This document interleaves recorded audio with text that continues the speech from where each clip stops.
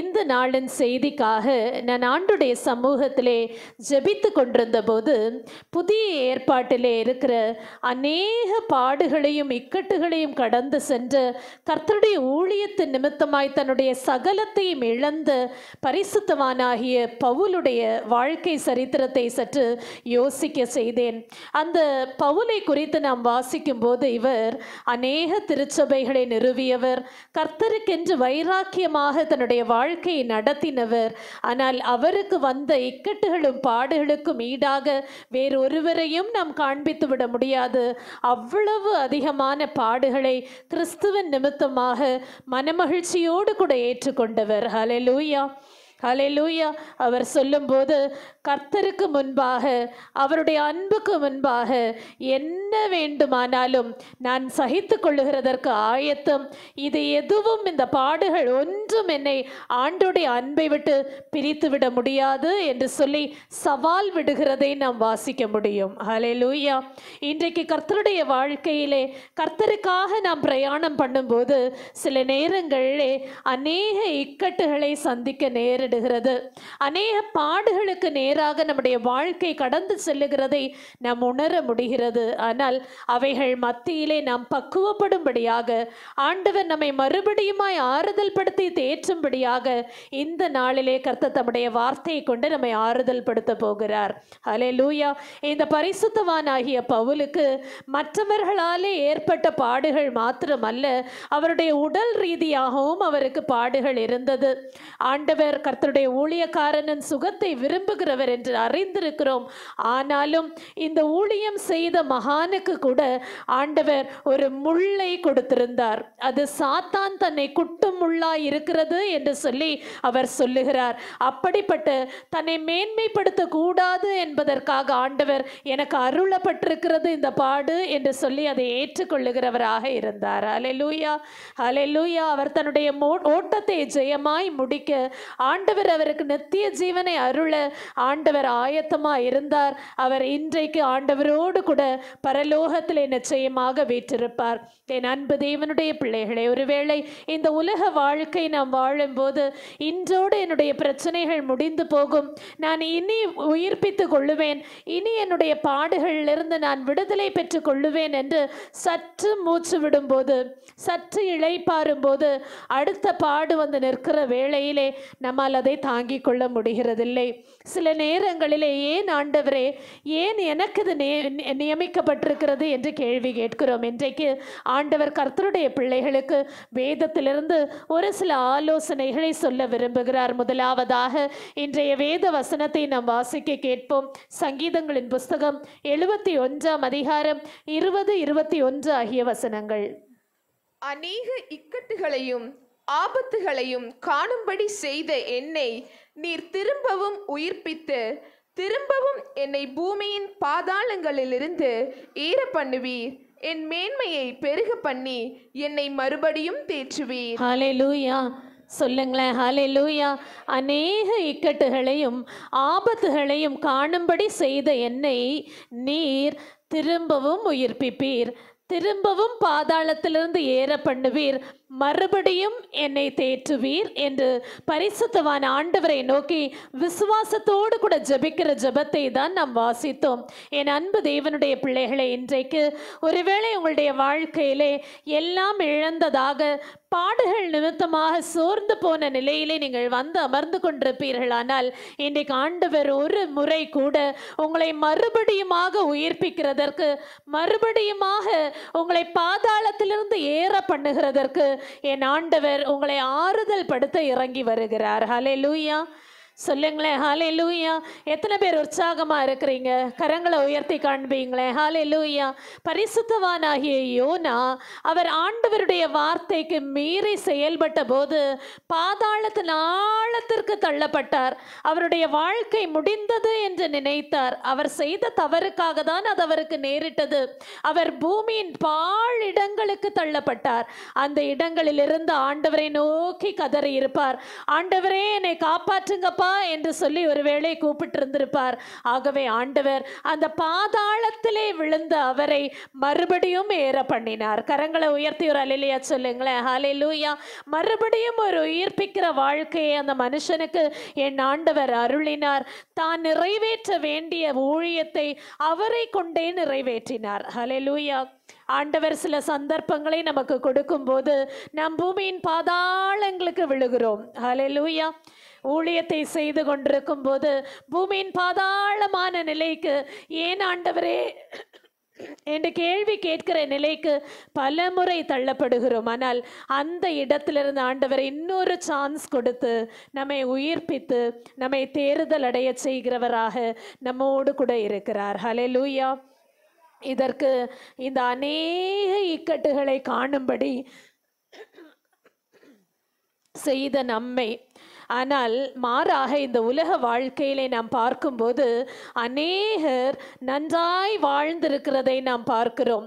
நாம் வேதத்திலே வாசித்தோமே, ஆனால் சங்கீதம் 73 அதிகாரம் 3-4 ஆகிய வசனங்களிலே சங்கீதக்காரன் இவ்வாறாக சொல்லி புலம்புகிறதை நாம் வாசிக்க முடியும். வாசிப்போம்.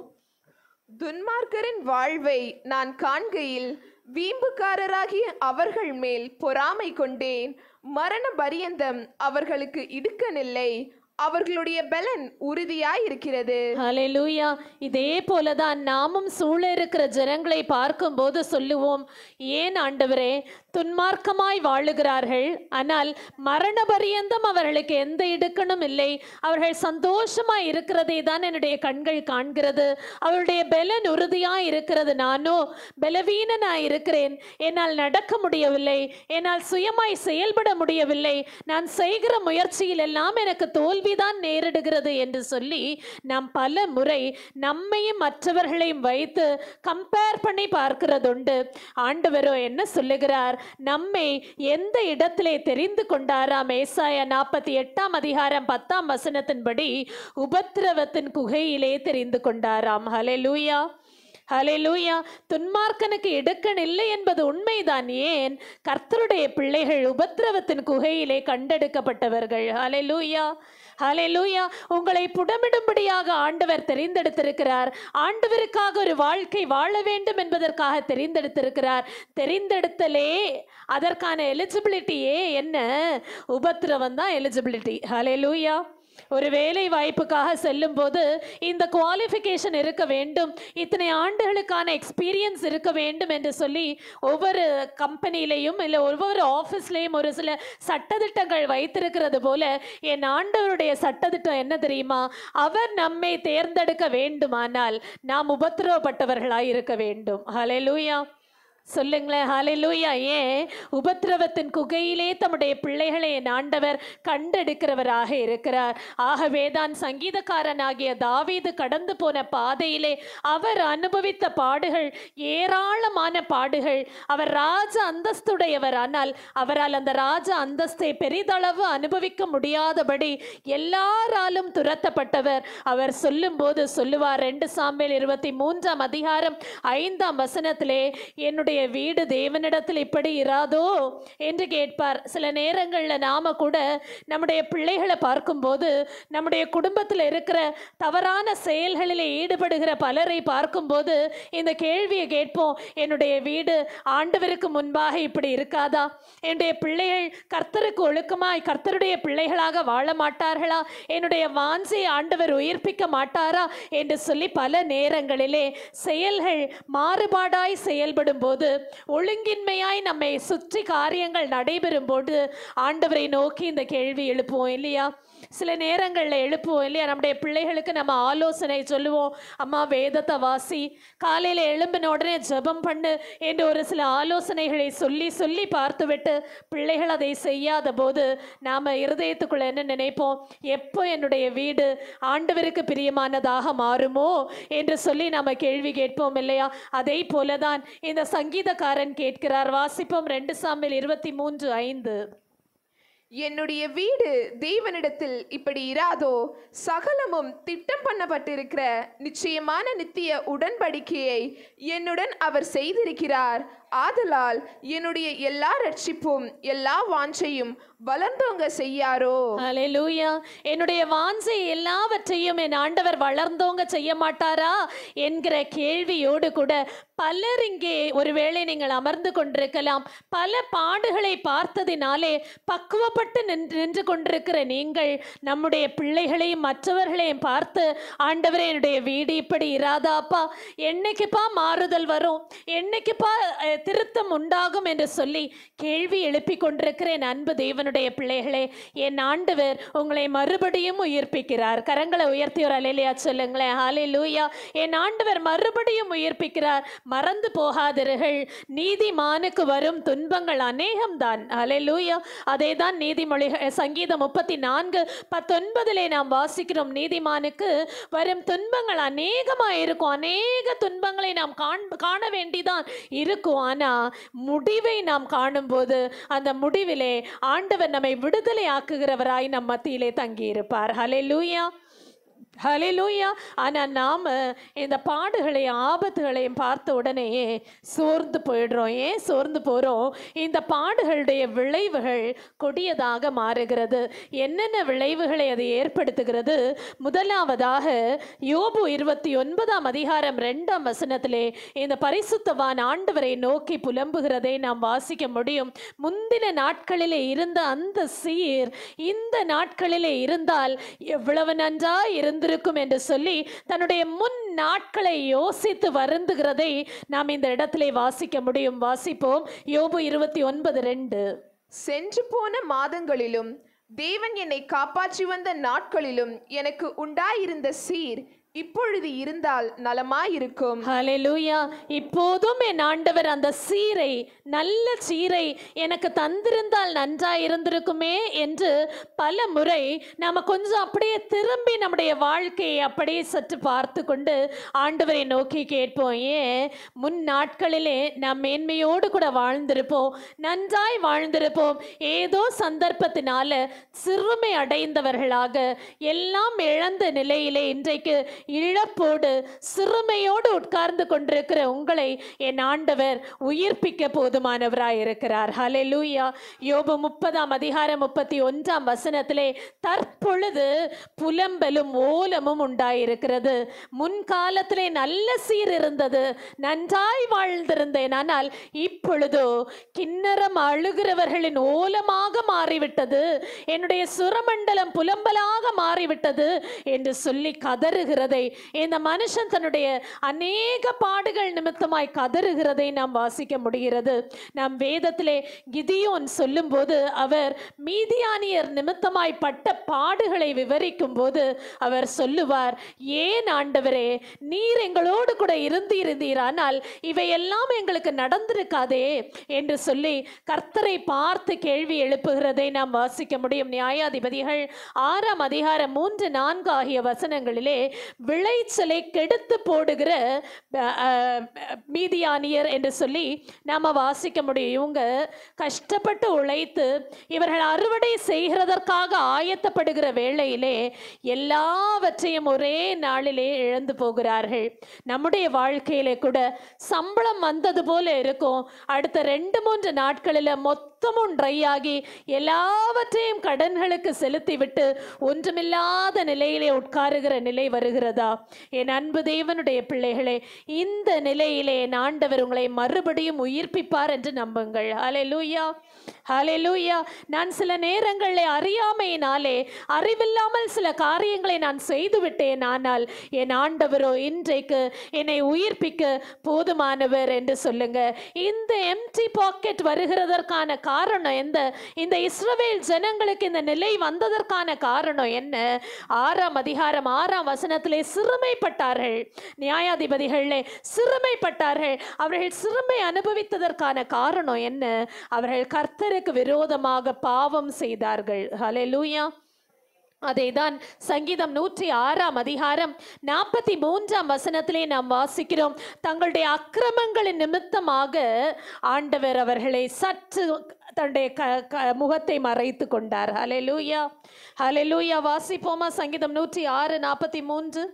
அநேக தரம் அவர்களை விடுவித்தார், அவர்களோ தங்கள் யோசனையினால் அவருக்கு விரோதமாய் கலகம் பண்ணி தங்களுடைய அக்கிரமத்தினால் சிறுமைப்படுத்தப்பட்டார்கள். எதனாலே சிறுமை வந்திருக்கிறது? அநேக பாடுகளும் இக்கட்டுகளும் சிறுமைக்கு நேராக தள்ளி இருக்கிறதே. எதனாலே? அநேக அக்கிரமத்தினாலே. ஆண்டவர் பல முறை நமக்கு ஆலோசனைகள் சொல்லி நம்மை விடுவிக்க முயற்சி எடுத்த போதும் நாமோ அதற்கு கீழ்ப்படியாதபடிக்கு நம்முடைய அக்கிரமத்தின் மிகுதியினாலே ஆண்டவரை விட்டு பின்வாங்கின நிலை வந்ததினால தான் இன்றைக்கு சிறுமைப்பட்டவர்களாக விழுந்து கிடக்க வேண்டிய நிலை வந்தது. ஒருவேளை நீங்க நினைக்கலாம், இல்லை ஆண்டவரே, நான் அப்படி எந்த பாவமும் செய்யவில்லையே அப்பா, ஏன் பின்ன எனக்கு இதெல்லாம் சம்பவித்தது? நாம் உபாகம் 8:15 பின் வருகிற நன்மைகளுக்காகவும் என் ஆண்டவர் இவைகளை அனுமதித்திருக்கிறார். ஹல்லேலூயா. ஒன்று, நம்முடைய அக்கிரமங்களுக்காக, நம்முடைய பாவங்களிலிருந்து நாம் மறுபடியும் ஆண்டவர் பக்கம் திரும்ப வேண்டும் என்பதற்காக. மற்றொரு காரணம் என்ன? இந்த சிறுமைக்கான காரணம் என்ன? ஆண்டவர் நம்மை மேலான இடத்திற்கு கொண்டு செல்ல வேண்டும்.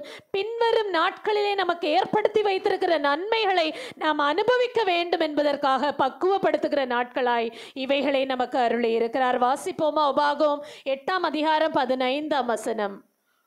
உன்னுடைய பின் நாட்களில் உனக்கு நன்மை செய்யும் பொருட்டு உன்னை சிறுமைப்படுத்தி உன்னை சோதித்து கொள்ளிவாய் சர்ப்பங்களும் தேள்களும் தண்ணீர் இல்லாத வறட்சியும் உள்ள பயங்கரமான பெரிய வனாந்திர வழியாய் உன்னை அழைத்து வந்தவரும் உனக்காக பாறையான கண்மலையிலிருந்து தண்ணீர் புறப்பட பண்ணினவரும். ஹல்லேலூயா. இப்படி பல பல காரியங்களை என் ஆண்டவர் நமக்காக செய்தது எதற்காக?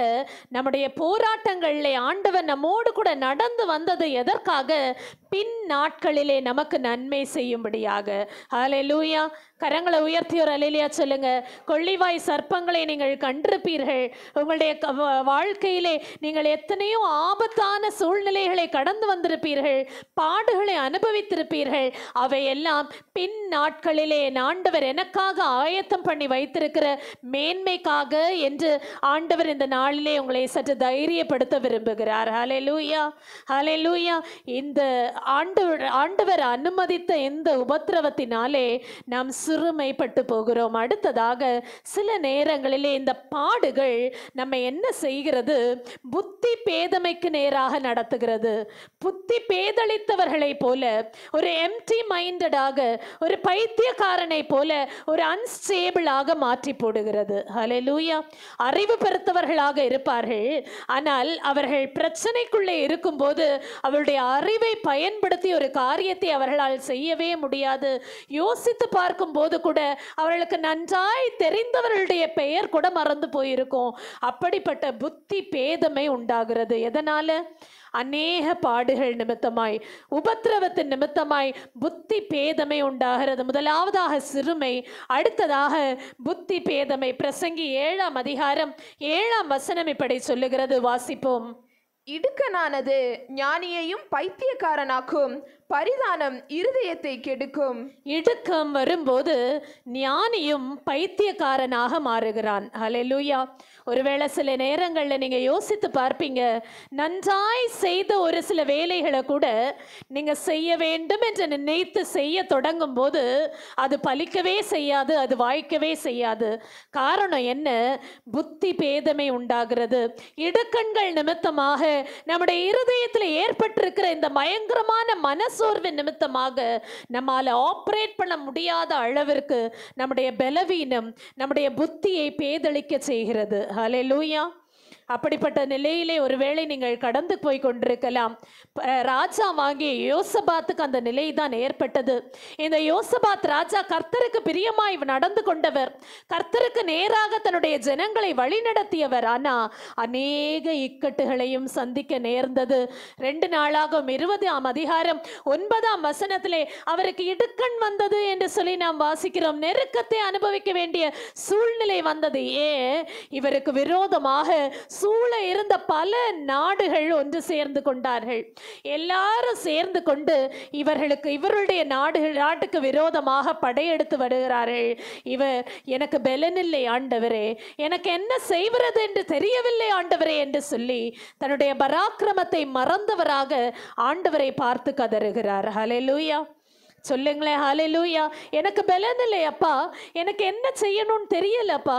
இன்னைக்கு ஒருவேளை எத்தனை பேர் எனக்கு என்ன செய்யறதுனே தெரியல, இந்த பிரச்சனையில அகப்பட்ட பிறகு இதுல இருந்து வெளியில வர்றதுக்கு எனக்கு என்ன வழின்னு தெரியலன்னு நினைச்சிட்டு இருக்கீங்களா? என் ஆண்டவர் வழி உண்டாக செய்வார். ஹalleluya. அவர் மறுபடியும் உயிர்ப்பிக்கிற தேவனாய் உங்களோடு கூட இருக்கிறார். சங்கீதக்காரனாகிய தாவீது 2 சாமுவேல் 14ஆம் அதிகாரம் 20ஆம் வசனத்திலே அவரை குறித்து தெக்கோவா ஊராளான ஒரு ஸ்திரீ அவரை குறித்து சொல்லும்போது அவள் சொல்லுவாள், தேவதூதனுக்கு ஒற்ற ஞானமுடையவர் நீர் என்று சொல்லுவாள். அதை நாம் 2 சாமுவேல் 14:20 வாசிக்க முடியும். தேவதூதனுக்கு ஒத்த ஞானமுடைய ஒரு மனுஷன் ஒரு சூழ்நிலை வந்தபோது, பாடுகள் தன்னை சூழ்ந்தபோது அரண்மனை ஆகீஸ் என்கிற ராஜாவுக்கு முன்பாக பைத்தியம் பிடித்தவரை போல, ஹல்லேலூயா, புத்தி பேதளித்தவராக பைத்தியம் பிடித்தவரை போல அந்த இடத்திலே தப்பிக்கிறதற்கு அதுதான் வழி என்று சொல்லி தன்னுடைய உருவத்தையே மாற்றிக்கொள்ள வேண்டிய நிலை வந்தது. ஹல்லேலூயா.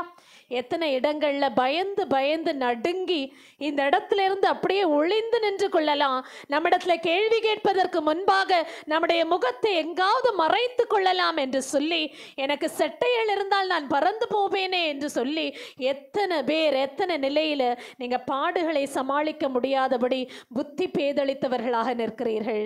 என் அன்பு தேவனுடைய பிள்ளைகளே, இந்த நிலையிலே ஆண்டவர் உங்களை உயிர்ப்பிப்பார் என்று நம்புங்கள். ஹல்லேலூயா, ஹல்லேலூயா.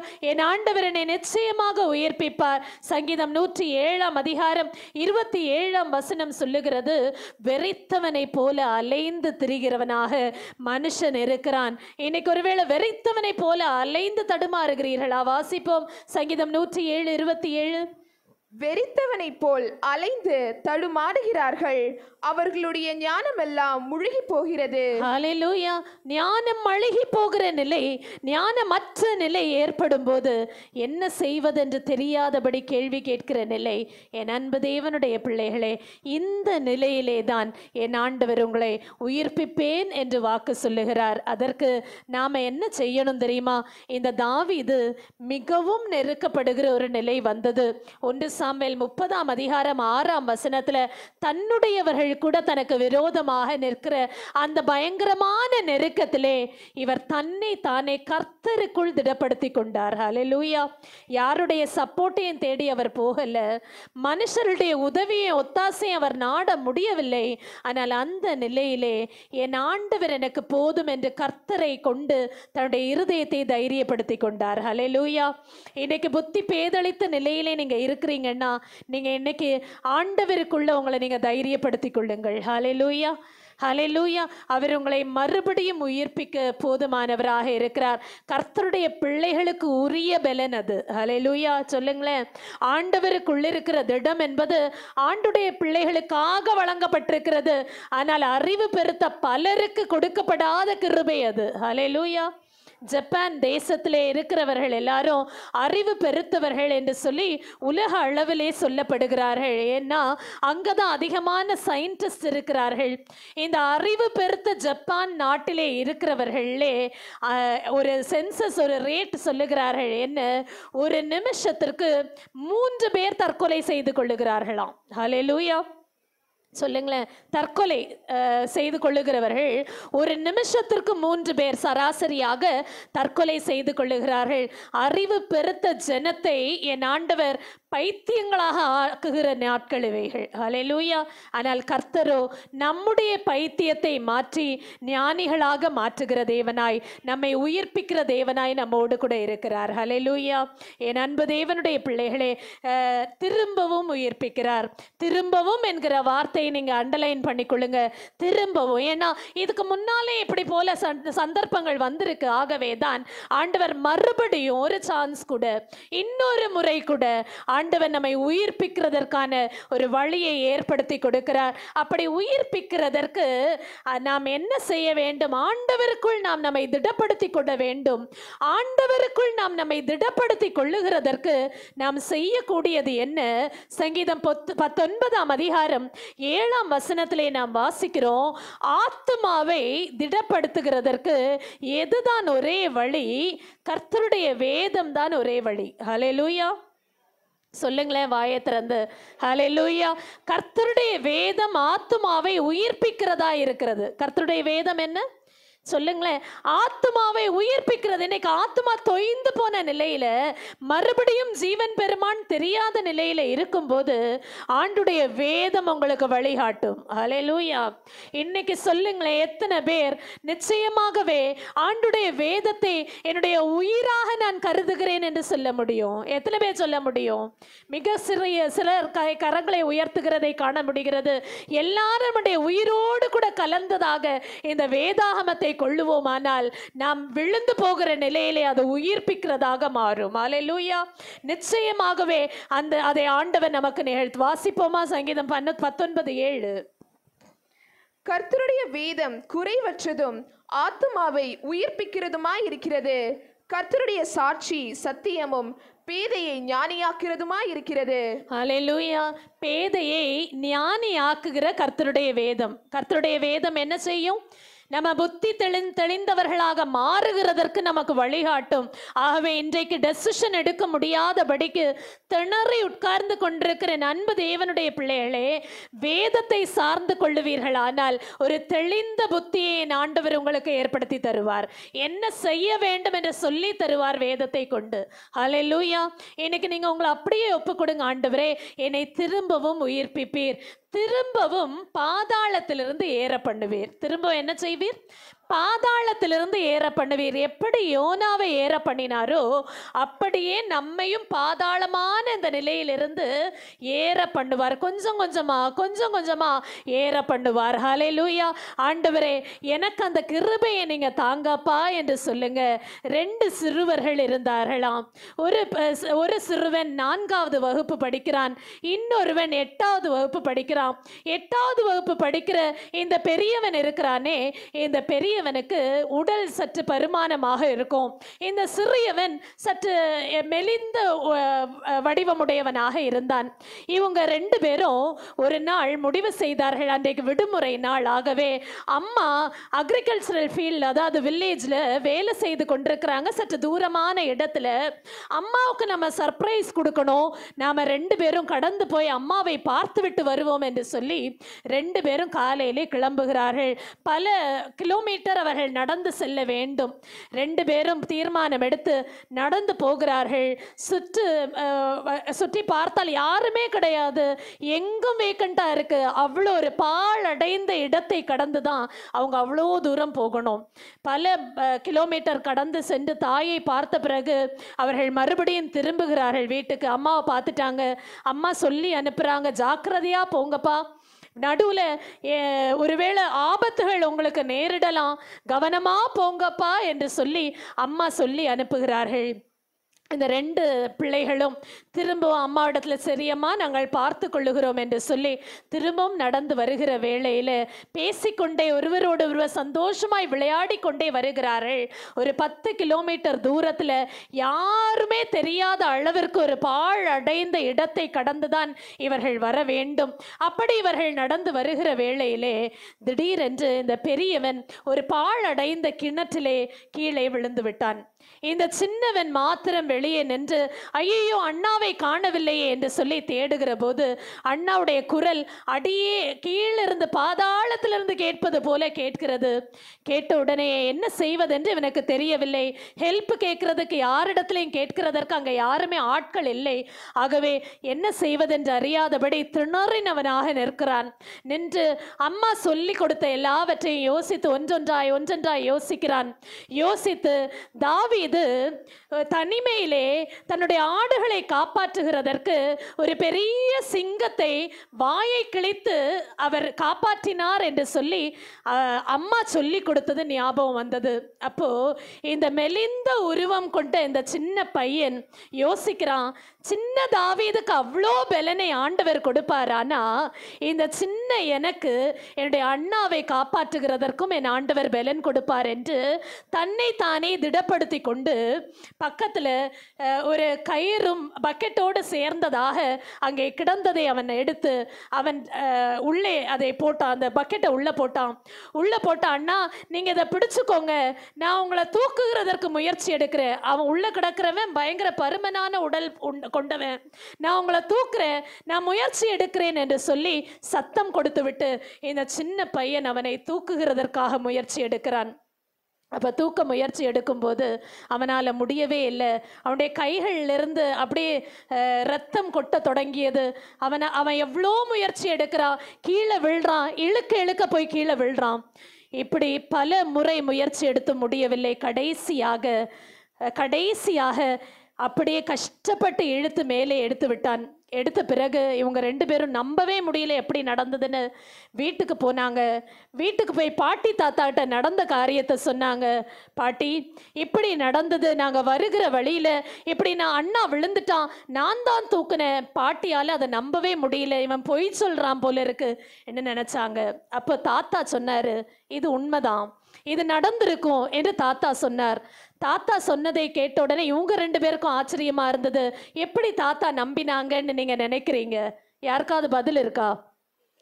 சின்ன பையன் கீழே விழுந்தவன் பெரியவன், தூக்குகிறது இயற்கையாக பாசிபிள் இல்லை, ஆனா தாத்தா அதை நம்புகிறார். எப்படி சொல்லுங்களேன். அப்ப தாத்தா சொன்னாராம், இது பாசிபிள் தான். ஏன் பாசிபிள் தெரியுமா? இவனை உன்னால முடியாது என்று சொல்லுகிறதற்கு சூழ ஒரு மனுஷனுமே கிடையாது. ஹல்லேலூயா. இவன் கர்த்தருடைய வார்த்தையை மாத்திரம் நம்பி இருப்பான். ஹல்லேலூயா. இவன் யாரை மாத்திரம் நம்பி இருப்பான்? ஆண்டுடைய வார்த்தையை மாத்திரம் நம்பி இருக்கான்.